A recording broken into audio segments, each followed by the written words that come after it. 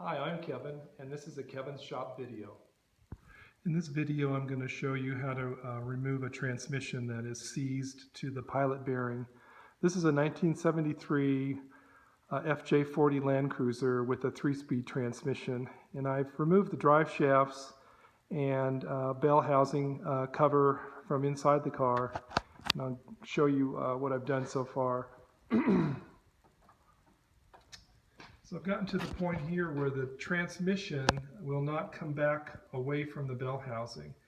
I believe that the pilot bearing is seized to the input shaft of the transmission. So I'm going to show you some special pullers that I made to actually carefully and remove the transmission without any damage. What I've done is I've constructed these plates, and these are made out of 1/4-inch steel.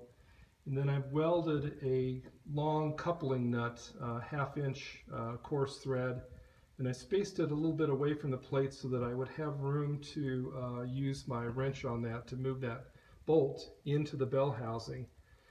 And the plate is cut so that it will fit to the sides of the transmission in a way so that it can kind of key itself to the transmission, so I have some way to force the transmission back away from the bell housing. And here I've placed the plate to the side of the transmission, and it fits around the fittings on the side of the transmission so that it's nice and flat against the transmission. And then what I'm using is an 8-inch C-clamp so that I can actually hold those plates nicely against the transmission so that when I exert force on that bolt, the plates will not be forced away from the transmission. This is the other side of the transmission, and I have a plate that I made for this side. It's different because it has to fit. There's a small casting that sticks out, and then there's a shaft that supports the shift linkage for the transfer case. So I've made the plate to fit over those. I'll get that in place, and then the C-clamp can come down over the top of that and support it. You can see I've got this C-clamp now in place, and I can go to the other side and tighten that up.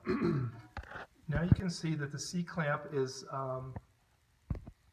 tightened up, and everything's in place now for the tightening and the extracting of the transmission. Okay, so now we're ready to extract the transmission from the bell housing.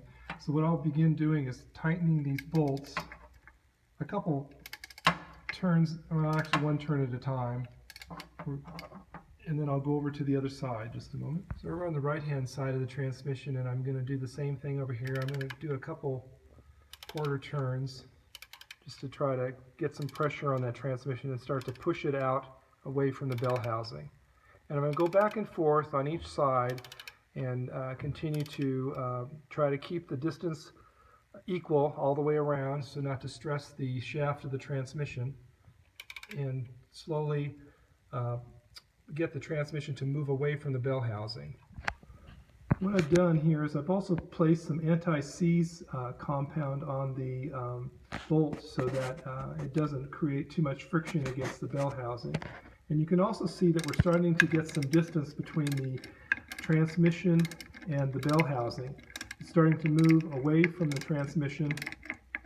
I wasn't able to do that by hand, even with prying, so the bolts are working. They're gradually just pushing it away a little bit at a time. So I'll continue this process back and forth on each side, a little bit on the left and then a little bit on the right.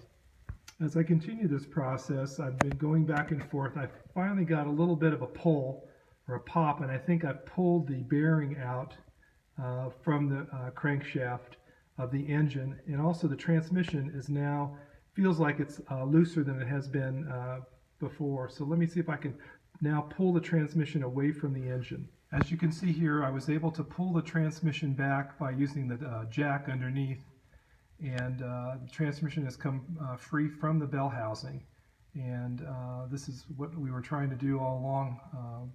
Unfortunately, it was quite difficult with the seized bearing.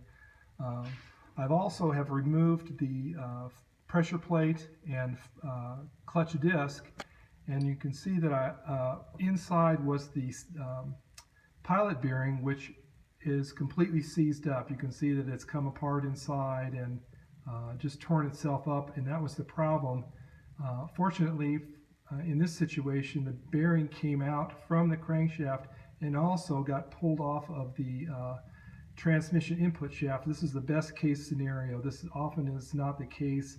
Sometimes the outer part of the bearing is seized to the crankshaft and has to be removed, or the inner part of the bearing seizes to the input shaft of the transmission in this area here, and you have to cut it off. But this was probably the best outcome for this kind of situation. So anyway, this is the process that I went about to remove a 3-speed transmission from a seized pilot bearing on an FJ40 1973.